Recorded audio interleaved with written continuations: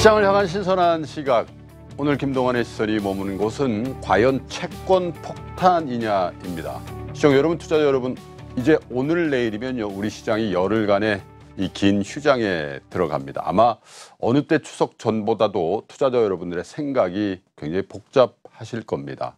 연휴에보다 최고 3배까지 긴 연휴에다 지정학적 리스크까지 주식을 팔고 넘어가는 것이 맞는지 아니면 그저 보유를 해야 하는 것이 맞는지 글쎄 이번처럼 고민스러운 경우도 없었을 겁니다. 저희 증시라인 2부에서는요 지난주부터 추석 전으로 여러분들의 포트폴리오를 리셋해보는 기회로 한번 삼으시라고 꾸준히 말씀드렸습니다만 아마 여러분들의 판단의 근거는 그래도 외국인들의 태도와 기관들의 수급 아니겠습니까? 어제 우리 채권 시장에요 외국인발 채권 매물이 상당히 크게 터져 나왔습니다. 바로 우리 국채를 2조 1천억 원가량 매물화한 건데요.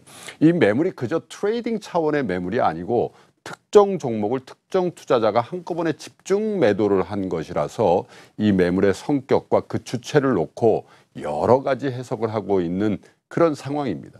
이게 지난 26일에 매물까지 합치면요 총 2조 8천억 원 이상의 매물이 나온 건데 단기간에 이렇게 많은 매물이 나온 건요 97년 채권 시장 개방 이후로 가장 큰 물량이고 어제 국채 선물 매도도 1조 6천억 이상 많았다는 점에서 채권 시장에 무슨 일이 있는 거 아니냐 그런 생각을 좀 해보게 되는 국면입니다. 이 채권은요 외국인을 포함한 기관 투자가들이 주로 트레이딩용으로 거래를 활발히 하는 이른바 지표 채권과 발행이 된 지 꽤 시간이 흘러서 대부분 만기 보유 형태로 거래가 잘 안 되는 비지표물 이렇게 나뉩니다만 이번에 거래가 된 국채의 상당 부분이 이들 비지표물인 걸 감안해서 보면 트레이딩용 매도가 아니고 보유하고 있던 한국 채권을 일제히 정리한 것이다. 이런 추론이 가능하다는 얘기입니다. 그것도 상당 물량이 정규장이 끝난 오후 늦은 시간에 매물이 출회된 것을 보면 혹시 한국 국채를 아예 포트폴리오에서 제외하는 이탈 매도세가 아니냐는 시각도 있습니다.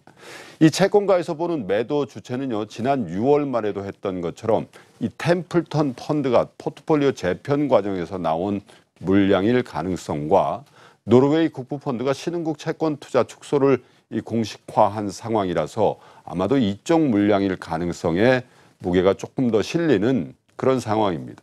이걸 만약에 템플턴의 매물이라고 추정하는 이유는요. 지난 6월에 채권을 매도한 이후에 거의 같은 양을 7월에 다시 편입했던 이른바 비지표물들이 이번에 매물화가 됐기 때문에 이것이 사실이라면 추석 연휴가 끝난 시점 언젠가는 다시 다른 종류의 국채로 편입할 가능성이 크다는 측면에서 그렇게 큰 우려를 할 상황은 아닌 것으로 봅니다. 지금이 3분기 말인 시점이기에 지난 2분기 말에 이른바 채권 롤오버 물량이 재현될 것으로 보이기 때문입니다.